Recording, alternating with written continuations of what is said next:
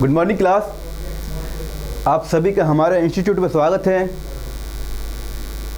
Good morning class. Good morning class. आप सभी का हमारे यहाँ स्वागत है। चलिए हम शुरू करते हैं जहाँ से हमने कल लेक्चर को छोड़ा था।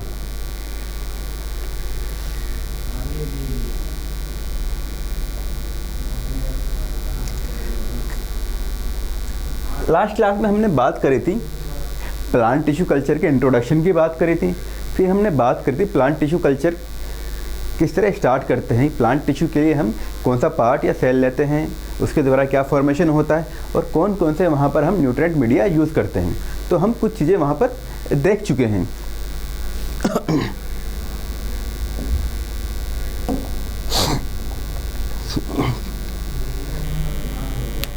वहाँ पर हमने प्लांट टिश्यू कल्चर के ओरिजिन के बारे में देखा। Father of plant tissue culture कौन है? हैबरलैंड। ओके, ये चीज़ हमने देखी। उसके बाद हमने देखी green revolution and secondary green revolution. देखा कि सेकेंडरी ग्रीन रिवोल्यूशन में हमने वहाँ किस तरह बायोटेक का यूज़ किया, ये चीज़ हम वहाँ देख चुके हैं। उसके बाद हम देखते हैं कि एक्सप्लांट के द्वारा हमने वहाँ पर सेल को रिजनरेट किया था। सारी कंडीशन हम कैसे कर रहे थे? सारी की सारी चीज़ जो थी, सारी थिंग्स हम इन विट्रो कंडीशन में फॉलो कर रहे थे। और यहाँ पर हम पूरा कंप्लीट हमारा क्या था? कंट्रोल था। एज ए टेम्परेचर में, एज ए प्रेशर में, एज ए लाइट में। और जो न्यूट्रिएंट मीडिया हम सप्लाई कर रहे हैं, कल्चर मीडिया जो सप्लाई कर रहे हैं, या जो मार्केट से हमारे पास कल्चर मीडिया अवेलेबल्स हैं, उनको भी हम यूज़ कर रहे हैं। इन सभी चीज़ों को हम वहाँ पे प्रॉपर अमाउंट में, जितनी अमाउंट हमें रिक्वायर है उनको यूज़ करते हैं और प्लांट की हमें ग्रोथ करवाते हैं। ये पॉइंट आप देख चुके हैं। अब हम देखते हैं कि प्लांट टिश्यू कल्चर में जब हम टिश्यू कल्चर करते हैं तो हम जो प्लांट के कौन कौन से पार्ट्स को ले रहे हैं, तो उन पार्ट्स के अकॉर्डिंग प्लांट टिश्यू कल्चर जो होता है डिफरेंट टाइप्स का होता है। उन पार्ट्स के according plant tissue culture different types का होता है।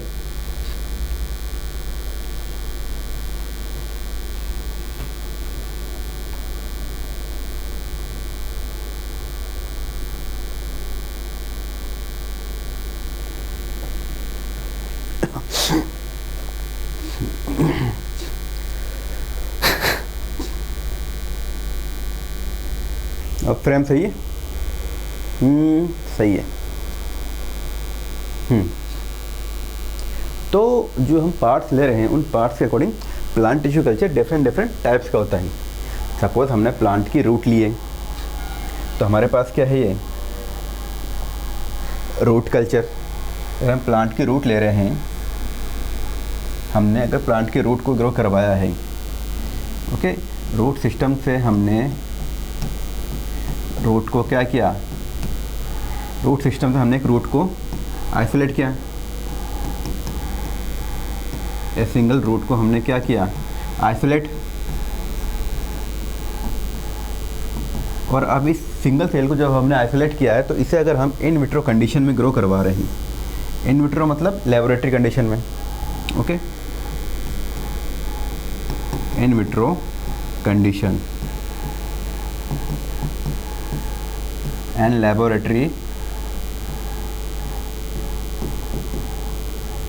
में हम इसे ग्रो करवा रहे हैं, जहाँ पर हम इनका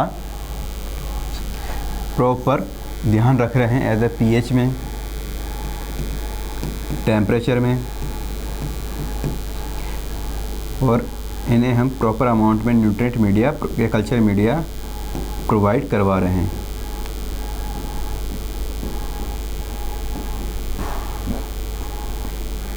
इन हार्मोन्स।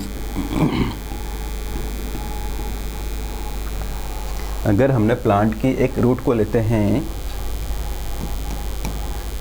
प्लांट की रूट सिस्टम से प्राइमरी सेकेंडरी रूट्स होते हैं, उनसे हमने प्राइमरी रूट से सिर्फ एक सिंगल रूट को आइसोलेट किया। उस रूट को हम इन विट्रो कंडीशन में लैब में कल्चर मीडिया में ग्रो करवाते हैं। जब कल्चर मीडिया में हम ग्रो करवा रहे हैं तो हमें कुछ चीज़ों का क्या रखना है? ध्यान रखना है। वही जिस तरह हमें ग्रो करने के लिए सभी चीज़ें बराबर अमाउंट में चाहिए, बराबर अमाउंट में, ऑप्टिमम अमाउंट में रिक्वायर होती है, उसी तरह प्लांट को ग्रो करने के लिए भी कुछ चीज़ें प्रॉपर अमाउंट में रिक्वायर होती हैं। ये चीज़ें अगर प्लांट को मिलती रहेंगी तो प्लांट पार्ट क्या करेगा, इजीली ग्रो करेगा। ये ग्रो कर गया, रूट ग्रो हो गई, यहाँ से रूट को हमने कल्चर किया, रूट ग्रो हुआ। रूट में कुछ अगर हम रूट जब हम ग्रो करते हैं तो रूट में हमें कुछ ऑर्गन्स का इनिशिएशन दिखता है, तो मतलब रूट यहाँ पे क्या हो रही है, ग्रो हो रही है। ये हो गया आपका रूट कल्चर। इसी तरह हम एंडोस्पर्म को आइसोलेट करते हैं। जब हम एंडोस्पर्म को कल्चर करते हैं वो आपका एंडोस्पर्म कल्चर कहलाता है। और जब हम प्लांट के सेक्सुअल ऑर्गन से ओवेरी को आइसोलेट करते हैं, then ovary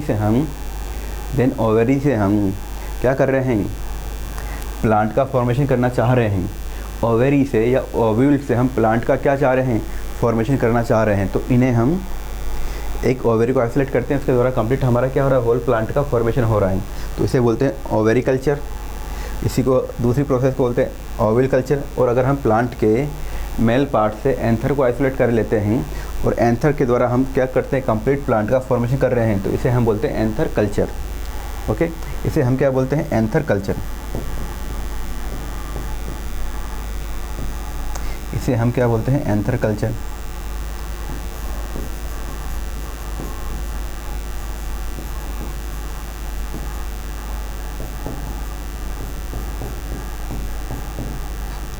ovary and Oval plant के फीमेल ऑर्गन पार्ट होते हैं और एंथर जो होता है वो प्लांट का मेल पार्ट होता है। ओके, इस मेल पार्ट को हम एंथर को हम प्लांट से आइसोलेट करते हैं, मेल पार्ट से आइसोलेट करते हैं, देन इसको हम इन विट्रो कंडीशन में ग्रो करवाते हैं। जब इन विट्रो कंडीशन में हम इसे ग्रो करवा रहे हैं तो इसके द्वारा बाद में हमारे पास क्या हो रहा है, इन सभी प्रोसेस के द्वारा हमारे पास क्या हो रहा है, कंप्लीट या होल प्लांट का क्या हो रहा है, कंप्लीट या होल प्लांट का फॉर्मेशन हो रहा है। ओके, कंप्लीट या होल प्लांट का क्या हो रहा है, फॉर्मेशन हो रहा है।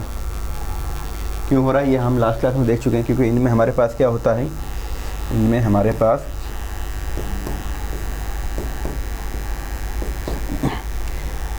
पास सेल डिवीज़न कैपेसिटी होती है, सेल डिवीज़न कैपेसिटी। इनमें हमारे पास मेरिस्टेमेटिक टिश्यू होते हैं,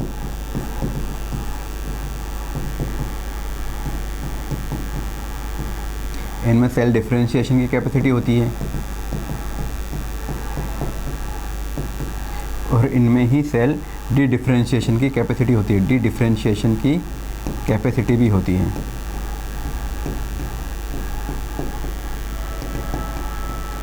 इस वजह से ये एक सेल या एक पार्ट कंप्लीट प्लांट का क्या कर देते हैं, फॉर्मेशन कर देते हैं। यहाँ तक की बात है क्लियर? यस,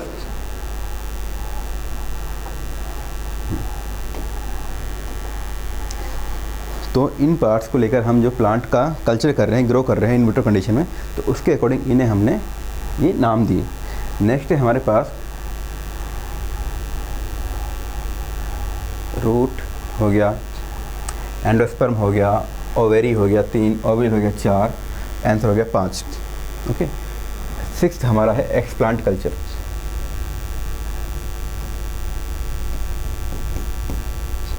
तो एक्सप्लांट कल्चर क्या होता है, हमने प्लांट का कोई भी पार्ट या कोई भी एक सेल लेते हैं, एनी पार्ट ऑफ प्लांट, या कोई भी सिंगल सेल लेते हैं, या फिर कोई भी हम एक सिंगल सेल लेते हैं, कोई भी हम एक सिंगल सेल लेते हैं।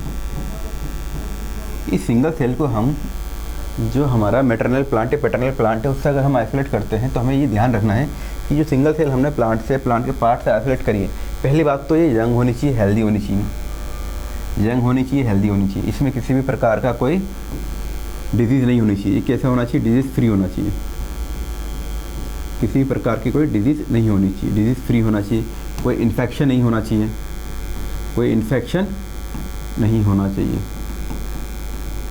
कोई इन्फेक्शन नहीं होना चाहिए, किसी भी चीज़ का ये किसी भी डिजीज़ का ये वेक्टर नहीं होना चाहिए, किसी भी डिजीज़ का ये वेक्टर नहीं होना चाहिए, वेक्टर फॉर डिजीज़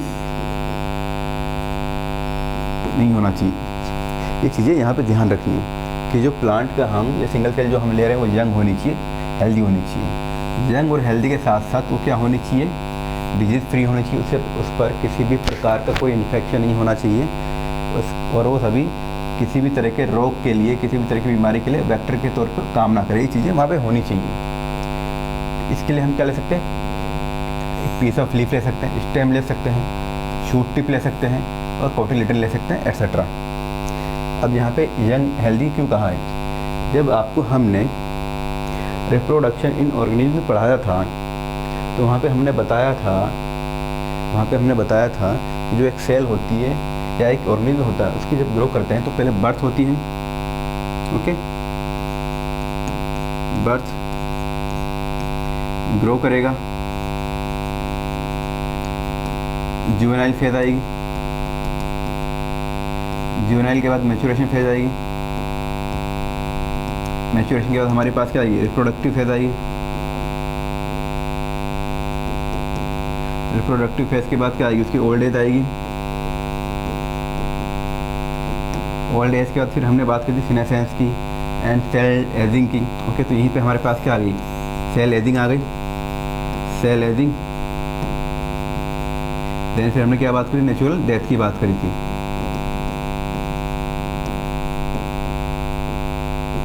हमने इन पॉइंट की बात करी, बर्थ होती है, जुवेनाइल जो होती है नॉन रिप्रोडक्टिव फेज होती है। जो जुवेनाइल है इसी को हमने क्या बोला है, यंग वंस बोला है, या यहाँ पे इसी फेज को हमने क्या बोला है, यंग बोला है, ओके।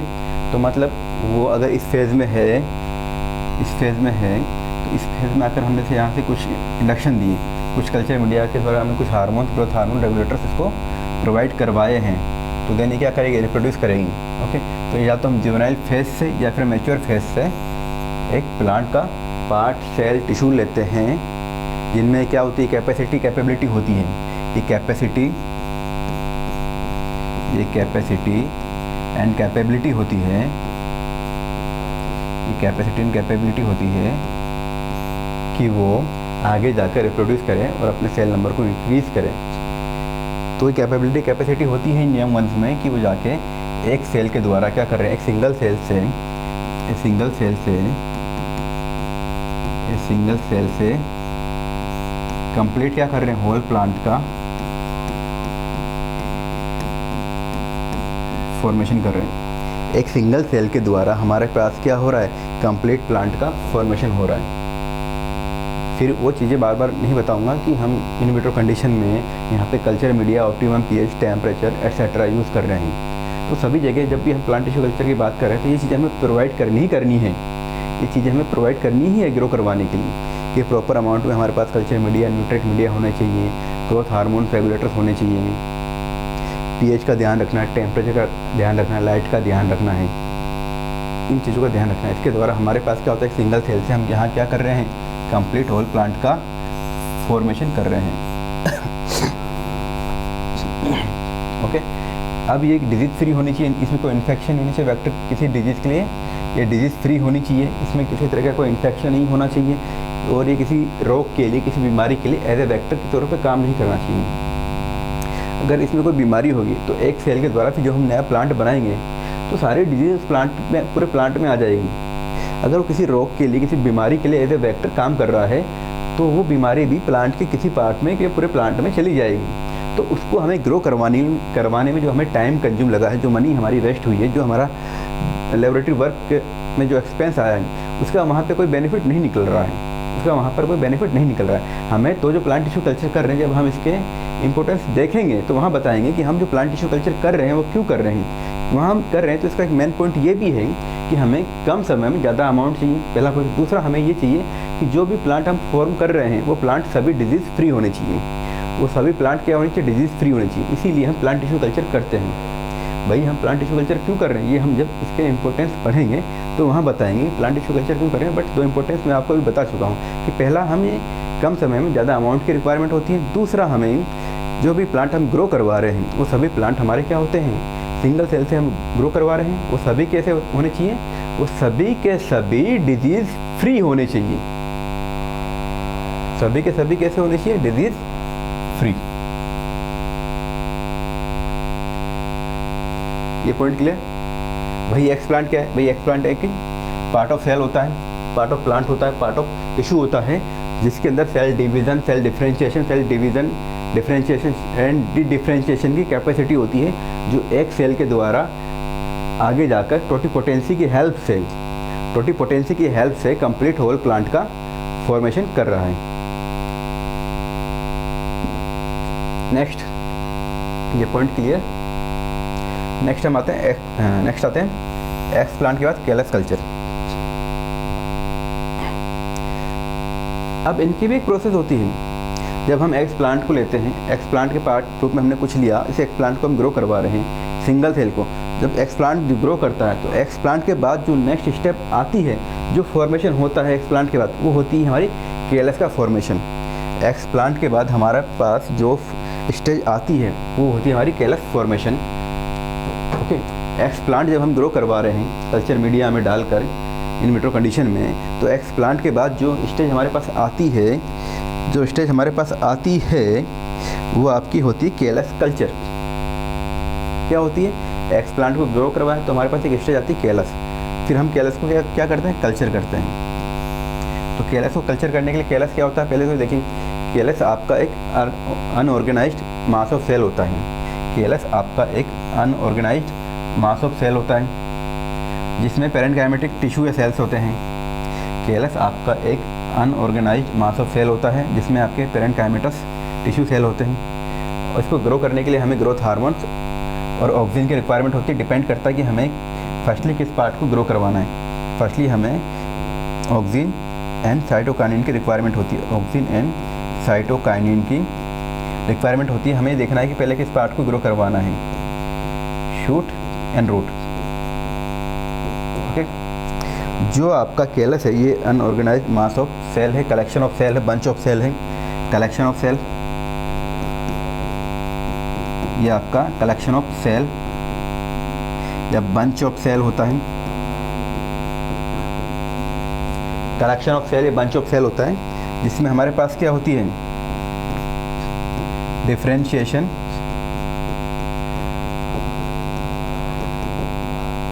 एंड डी डिफरेंशिएशन की कैपेसिटी होती है। क्या होती है? डिफरेंशिएशन एंड डी डिफरेंशिएशन की कैपेसिटी होती है। मतलब सेल्स यहाँ आगे जाके डिवाइड करती हैं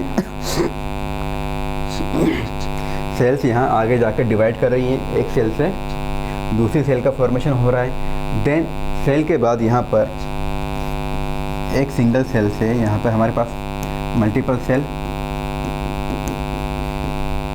और उन सेल से हमारे पास यहाँ पे क्या हो रहा है? ऑर्गेनोजेनेसिस हो रहा है। ऑर्गेनोजेनेसिस, यहाँ पे ऑर्गन फॉर्मेशन हो रहा है। जब हमारे पास ऑर्गन फॉर्मेशन हो रहा है, देन हम यहाँ पे क्या हो रहा है? फिर वो ऑर्गन मेजर होते हैं, देन हमारे पास कंप्लीट या होल प्लांट का फॉर्मेशन हो रहा है। कंप्लीट या होल प्लांट का क्या हो रहा है? फॉर्मेशन हो रहा है। अब केलस कल्चर के लिए हम क्या करते हैं? केलस कल्चर हम किन का कर सकते हैं?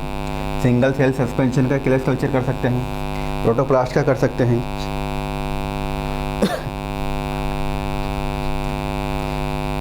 केलस कल्चर के द्वारा हम सिंगल सेल सस्पेंशन कल्चर कर सकते हैं, प्रोटोप्लास्ट का कल्चर कर सकते हैं, प्लांट को रिजनरेट कर सकते हैं। और केलस कल्चर का जो फॉर्मेशन हम करते हैं वो हम जेनेटिक फॉर्मेशन की स्टडी करने के लिए भी करते हैं। किस लिए करते हैं भाई? जेनेटिक स्टडी को, जो जेनेटिक फॉर्मेशन होता है उसकी स्टडी करने के लिए भी करते हैं। उसकी जो जेनेटिक स्टडी होती है, जेनेटिक ट्रांसफॉर्मेशन जो हम कर रहे हैं, क्या कर रहे हैं? हाँ, केलस के द्वारा हम जेनेटिक ट्रांसफॉर्मेशन कर रहे हैं, उनकी स्टडी करने के लिए भी हम केलस कल्चर करते हैं। यहाँ तक के पॉइंट क्लियर?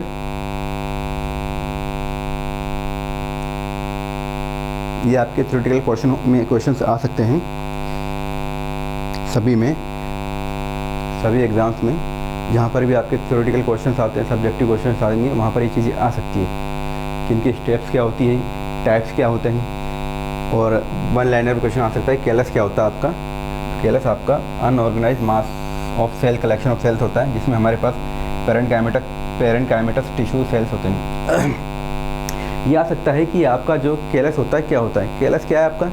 कैलस आपका एक अनऑर्गेनाइज्ड मास ऑफ सेल है, कलेक्शन ऑफ सेल है, जिसमें हमारे पास क्या है, पेरेंकाइमेटस टिश्यू सेल होते हैं, जिसके अंदर सेल की differentiation and D differentiation capacity होती है, जो आगे जाकर एक सेल के द्वारा कंप्लीट प्लांट का क्या कर रहा है, फॉर्मेशन कर रहा है। इसके द्वारा हम प्लांट का प्रोटोप्लास्ट फ्यूजन कर सकते हैं, प्रोटोप्लास्ट कल्चर कर सकते हैं, प्लांट को रीजनरेट करवा सकते हैं, सिंगल सेल के द्वारा प्लांट का कंप्लीट फॉर्मेशन कर सकते हैं। इसके द्वारा हम जेनेटिक ट्रांसफॉर्मेशन की स्टडी कर सकते हैं।